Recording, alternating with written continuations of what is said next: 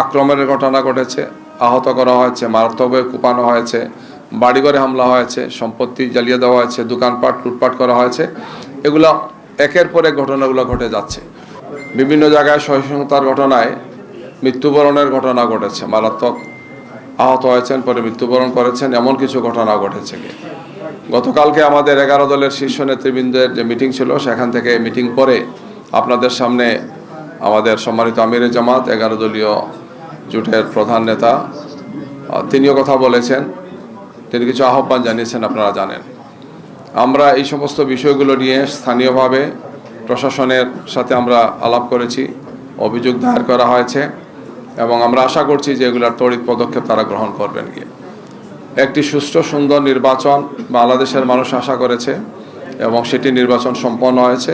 যদিও সেই নির্বাচনে অনেক ক্ষেত্রেই কারচুপি হয়েছে, জালিয়াতি হয়েছে এবং ভোট প্রদানের ক্ষেত্রে বাধা দেওয়া হয়েছে, এজেন্টদেরকে বের করে দেওয়া হয়েছে, বিভিন্ন ধরনের পরিস্থিতি সেখানে তৈরি করা হচ্ছে, যেটা আমরা আগে বলেছি। আমরা আজকেও আপনাদের সামনে এই সমস্ত বিষয়ে কথা বলবো। আমাদের আইনজীবীদের প্যানেল আছেন এখানে। আমরা বেশ কয়েকটি আসনে, এখন পর্যন্ত আমরা প্রায় 30টি আসনে আমরা এই ধরনের চরম অব্যবস্থাপনা দেখেছি, যেখানে ভোট জালিয়াতি হয়েছে, কারচুপি হয়েছে, যে সমস্ত কাগজগুলো তারা দিয়েছেন সেখানে অপারেটিং হয়েছে, ঘষা মাজা হয়েছে, বিভিন্ন ধরনের অসুবিধা হয়েছে। আমরা এই সমস্ত বিষয়গুলো নির্বাচনের দিনও জানিয়েছিলাম। তাৎক্ষণিকভাবে আমরা রিটার্নিং অফিসার এবং ঊর্ধ্বতন অফিসারদেরকে আমরা জানিয়েছিলাম, নির্বাচন কমিশনকে আমরা জানিয়েছিলাম।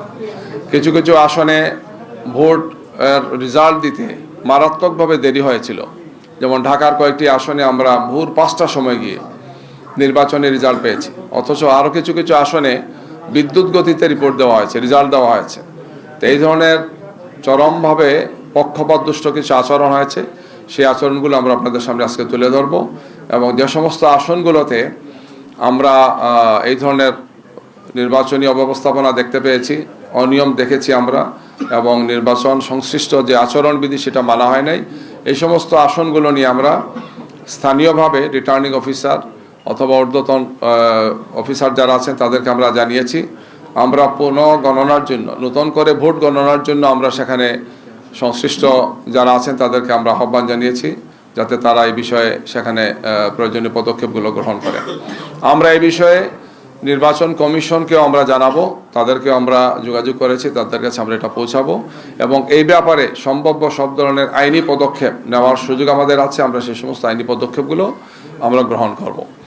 আমরা বিভিন্ন জায়গাতে যে তথ্যপত্র পেয়েছি, যে সমস্ত কয়েক শত ঘটনা ঘটেছে, বিভিন্ন ধরনের হামলা মামলা, এর মধ্যে প্রথম আলোতে আসছে, আপনারা দেখবেন হয়তো, যে বিদ্রোহী প্রার্থীর সমর্থককে পিটিয়ে হত্যা, অভিযোগ স্বেচ্ছাসেবক দলের নেতার বিরুদ্ধে।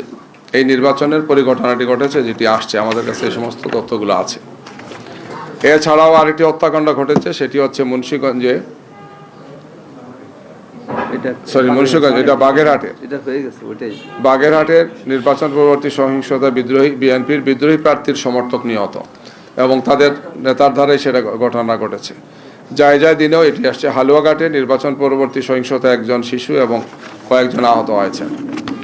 এছাড়া এই ধরনের নিহতের ঘটনায় একজন ছেলের সুখে মায়ের মৃত্যু পত্রিকায় আসছে, যে ফেনী জেলার দাগনভূঞা উপজেলায় সিলোনিয়া বাজারে গতকাল যুবদলের সন্ত্রাসীদের হামলায় আহত জামাত কর্মী দুলালের মা স্ট্রোক করে তিনি ইন্তেকাল করেন।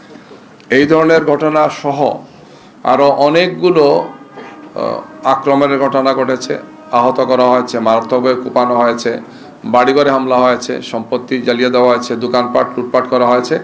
এগুলো একের পর এক ঘটনাগুলো ঘটে যাচ্ছে। আমরা আশা করেছিলাম যে ফেসিবাদের সময় যে ধরনের আচরণ হয়েছিল, নতুন এই বাংলাদেশ এই ধরনের কিছু ঘটবে না। তো আমরা দেখতে পাচ্ছি যে একের পর এক নির্বাচন পরবর্তী এই ধরনের ঘটনাগুলো ঘটছে এবং এই ব্যাপারে যারা সর্বাধিক আসন পেয়েছেন তাদের পক্ষ থেকে এই ধরনের কোনো দৃশ্যমান কোনো উন্নতি আমরা দেখতে পাচ্ছি না। তাদের নেতাকর্মীদেরকে এই ব্যাপারে প্রয়োজনীয় সংবরণ করা বা তাদেরকে দায়িত্বশীল হওয়ার জন্য বা এই সমস্ত কাজ থেকে বিরত রাখার জন্য যে ধরনের পদক্ষেপ নেওয়া উচিত আমরা সেটা দেখতে পাচ্ছি না।